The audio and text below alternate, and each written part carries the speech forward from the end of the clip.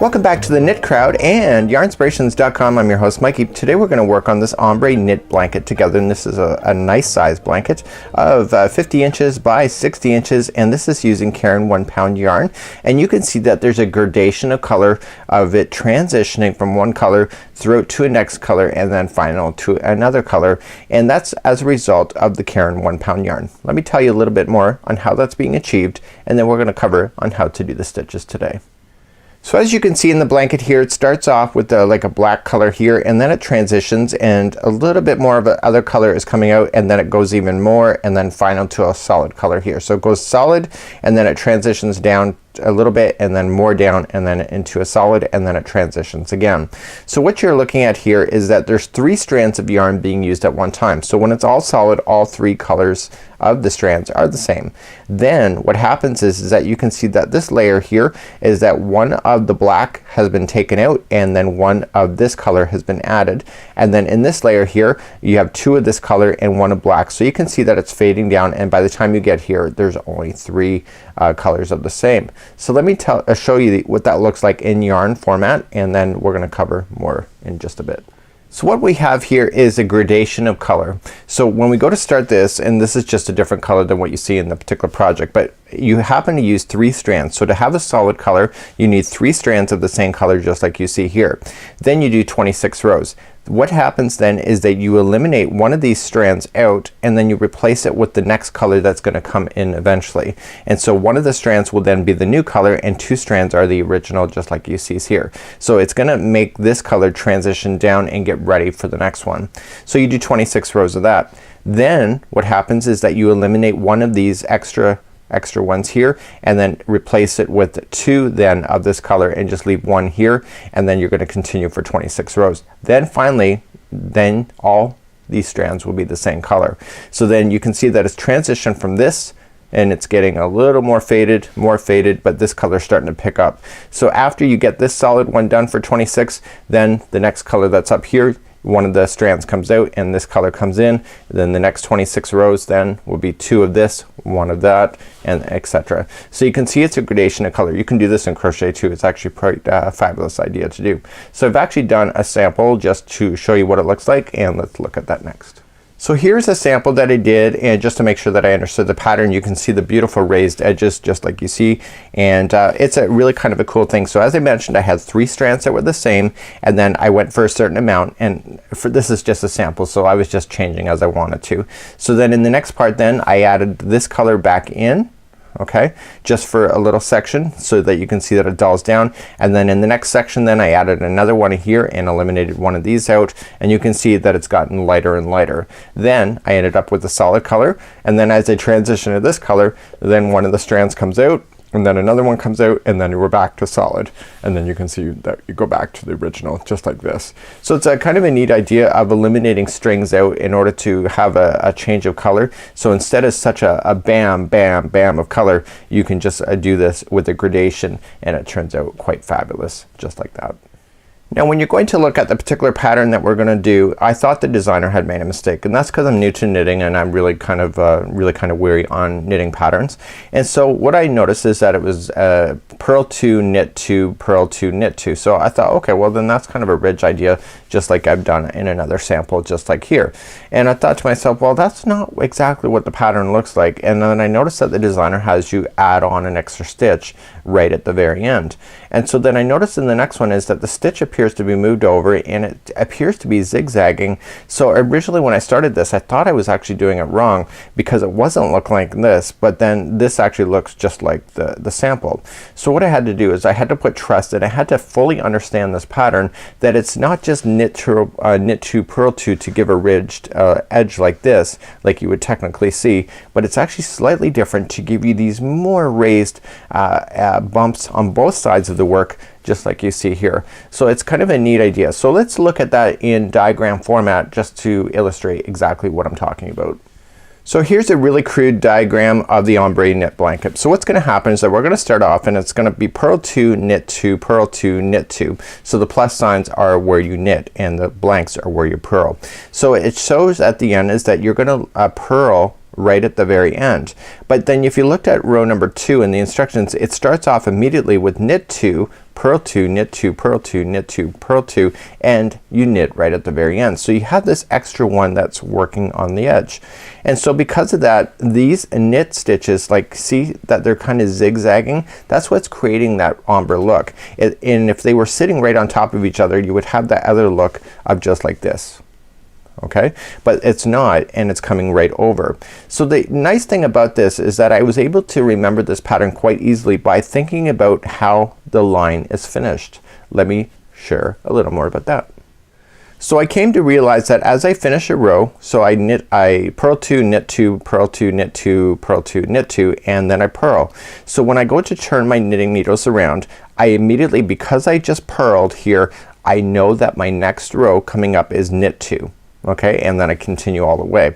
So I remembered this quite easily, is that the very last stitch, so if you come across, the last one is a knit stitch here, so that when I turn my needles, the next one up is immediately going to be purl 2.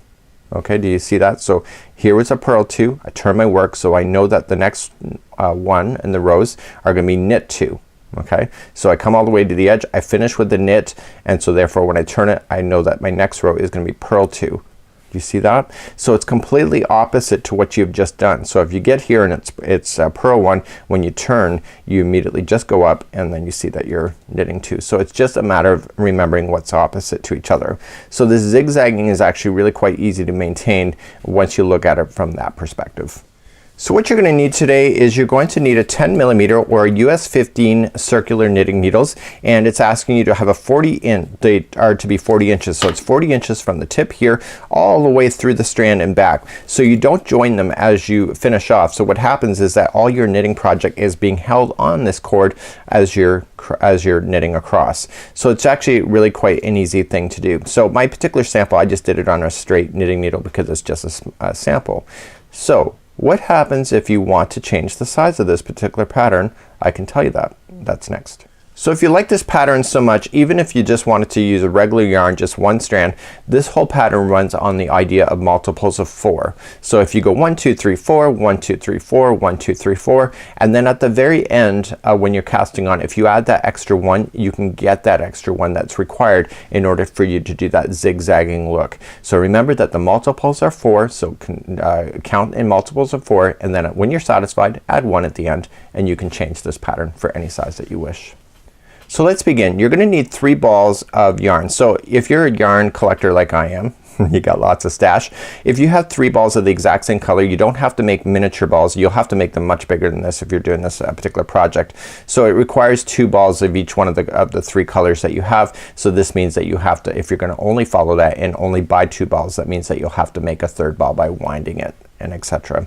So if you have an extra ball, it just makes it a lot easier when you're using all 3 of the same colors. So let's begin, and we're gonna take 3 strands of the same color to begin, just like you see here, and so that's 2 and 3. So you're gonna treat those like it's all together as one strand. So let's just create a slip knot, and we have slower tutorials available on how to do slip knotting, and you're going to create that, and you're gonna insert that into, or put that onto your knitting needle, just like you see here. So now we're gonna get ready to cast on. Let's just review that real quick. So to cast on, what you're just gonna do is that you're going to insert this knitting needle here, and you're gonna insert it into the loop, and it's gonna be in behind, just like you see here. So you want to have your strands of yarn available to you so that you can access it and move it around on your fingers. So let's put the yarn into our fingers, and we have slower tutorials on how to hold yarn. You may hold it differently. That's completely up to you.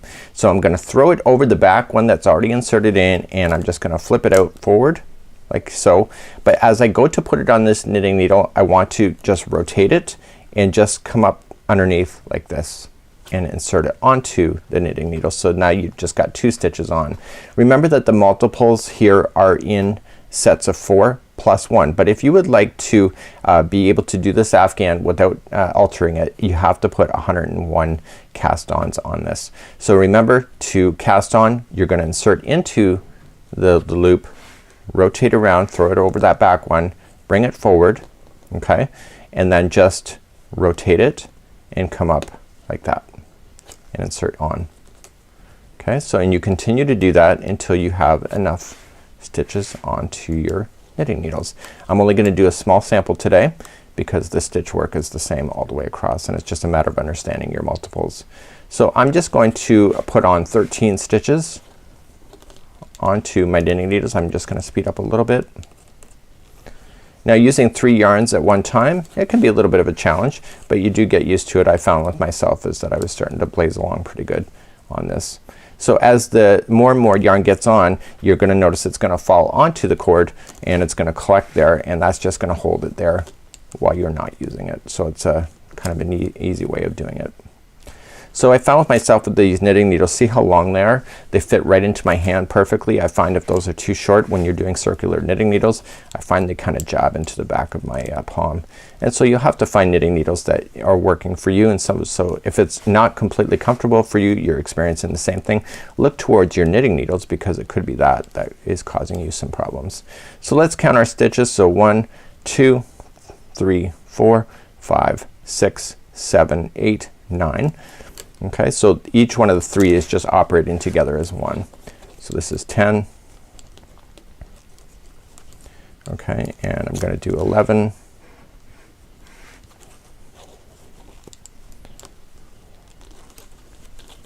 And 12.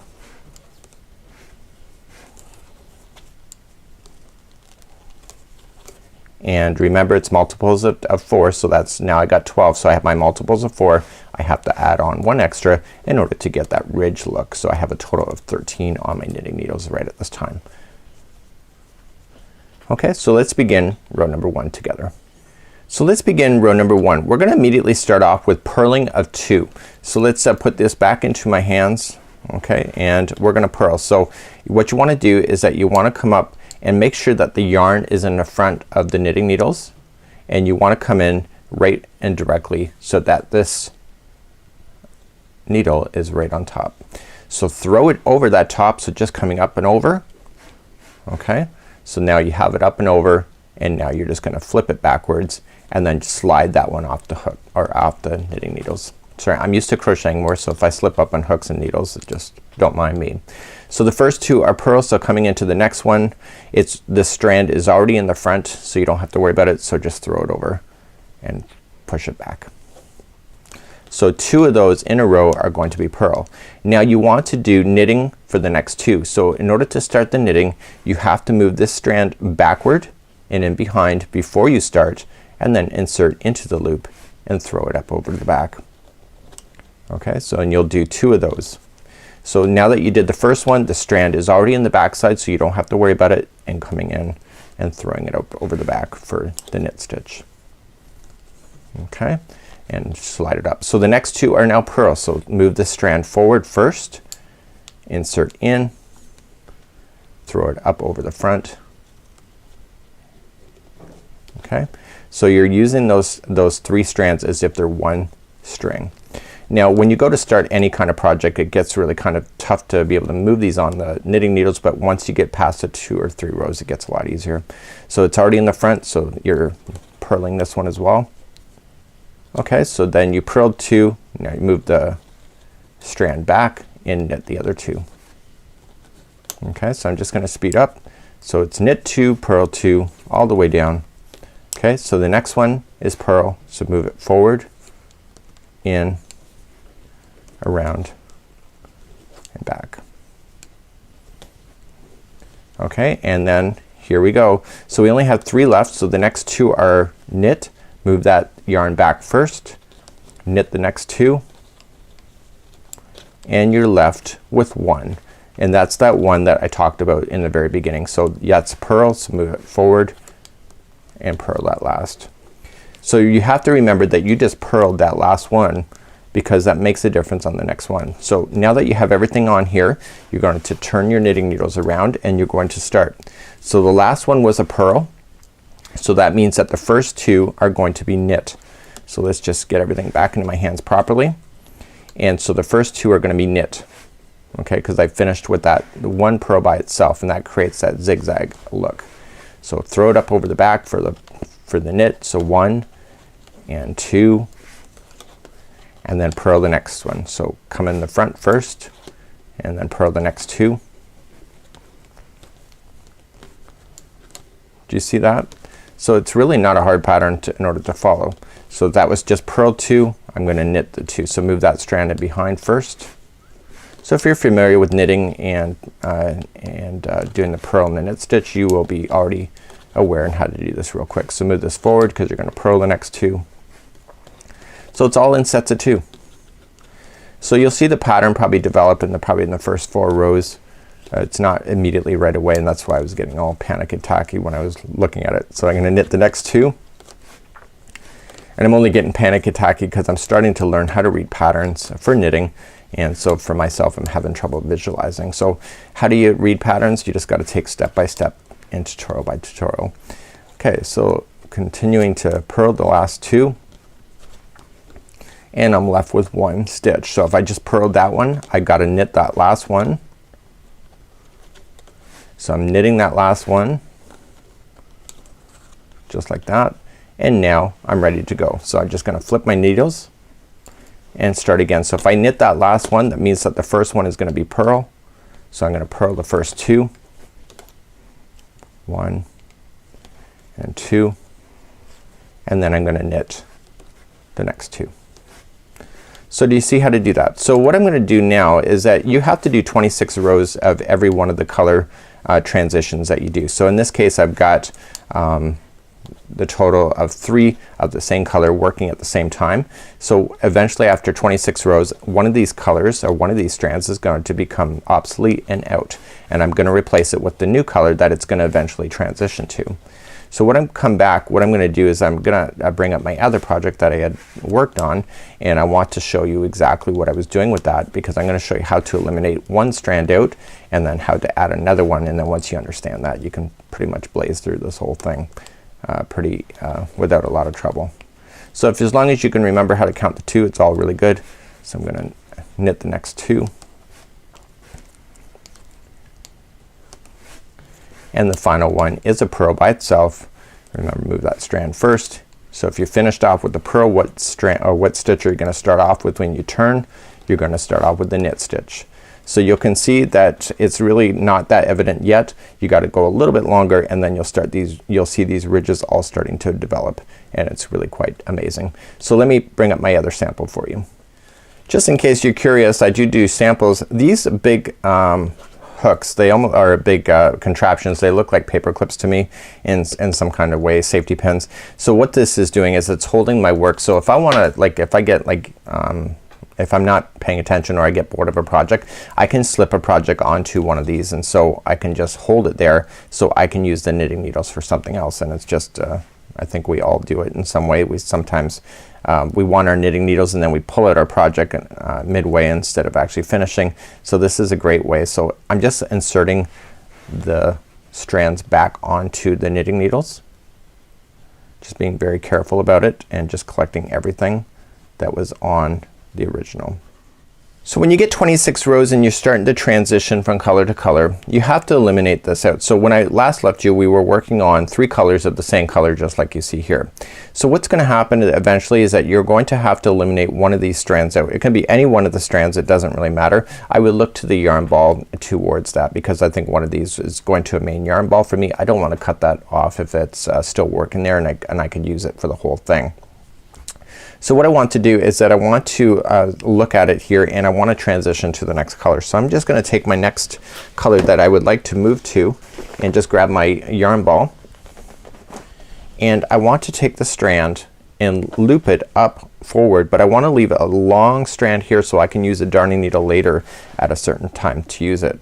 So when I was working on this particular project, I can see here that these 2 were knit and the last one was purl. I just happen to remember that, and this first one is going to be knit. So what I want to do is that I want to insert my knitting needles in first. Okay, so I'm going to show you how to transition color. So you want to take the 2 strands you're going to keep. So I got one of these already cut for me, and I just already cut it, and I'm gonna loop it up over the back. But there's only 2 strands so far, so I want to take that 3rd strand of what I want to change it to, okay, and I want to leave that extra long as well, and I want to loop it up, and I want to loop it up so that when you're looping it, that the strand that is in front here coming down is going to be going to the yarn ball, and the other strand in behind right here is towards the end of the strand. So carefully, and you always have to do it carefully, is that you just gotta hold on to things, okay, and you just gotta knit the first one and get it through. Okay, so you see all 3 strands are now on here, and I'm gonna just move it up and over. So what I want to do is that I want to grab only the strands that I'm currently gonna work with. Okay, so I got my 3 here, and so the color that I dropped is gonna be here, and the end of the straggler is going to be here, and I'm gonna leave that out of the way for me to use a darning needle later in order to secure that in. So I'm gonna knit the next one here because that's part of the pattern. So let me just do that. And so I'm using the strand then of the new color, and I'm moving forward. Okay, so I'm gonna purl the next 2, and I'm gonna do 26 rows of this combination of yarn strands as they go across. Okay, so the next one is knit, and you do that. So at the very end of your project, what you can do, or if you want to work on it as you're going through, you have to take a darning needle and secure those loose ends in so that they don't fall out on you at a later time. So I don't really worry about it. I got strands hanging out on this project on the other side. I can go in afterward if I'm confident with it, but if you feel like it may be a compromising thing, if you're gonna move your project around a lot, then you may want to take a darning needle and secure that, and I'll show you how to do that in just a moment. So I'm just gonna continue to knit as the pattern suggests. I'm just using the new color combination and moving my way across like so.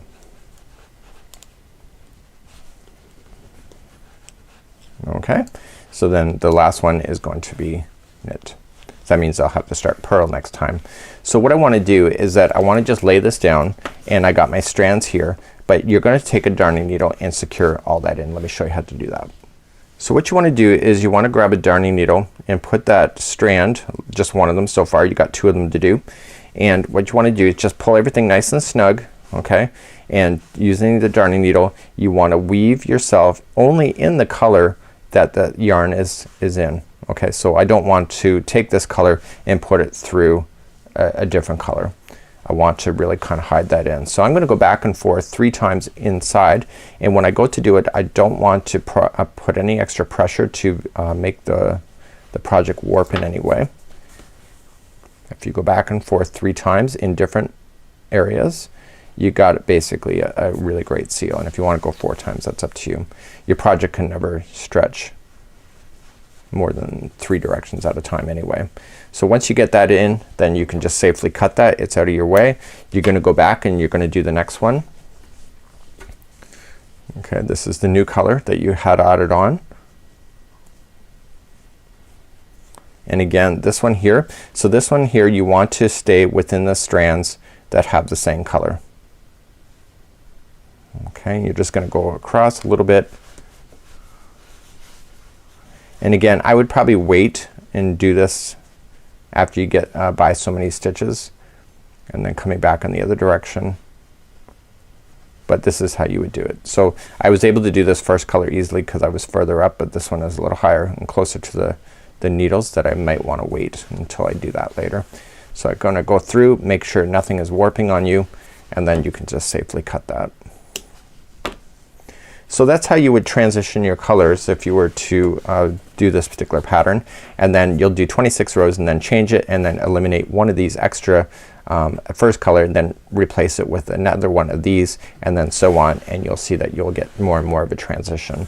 So let's just quickly review on how to cast off. Okay, once you're satisfied with this particular project and you got the length that you want, it's now time to cast off. So what you want to do is that you want to cast off in a way that is going to make sense to the pattern. So for example, last time I did purl 2, this was a knit, so I'm gonna start off with purl. So you're maintaining the pattern as is, but you're gonna be doing a cast off method.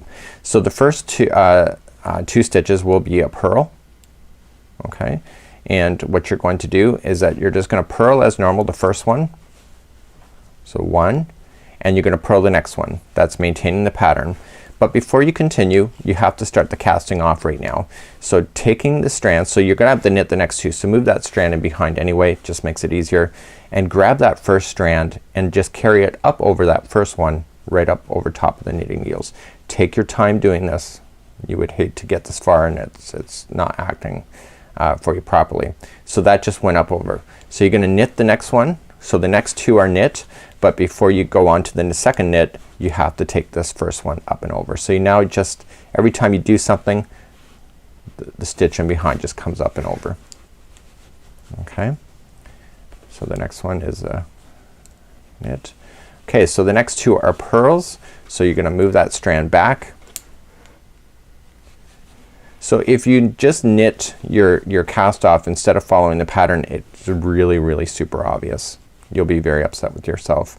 So that one was a purl. So again, I can just move that strand in behind as I'm working on it, but I gotta remember that the next one is also a purl. So I gotta bring that strand forward before I do it. Okay, so bring it forward again. It's just a matter of getting it out of your way so you can see it better. Okay, so that's a purl. So that was the second purl of 2. Okay, so the strand's already in behind now, so the next one is knit.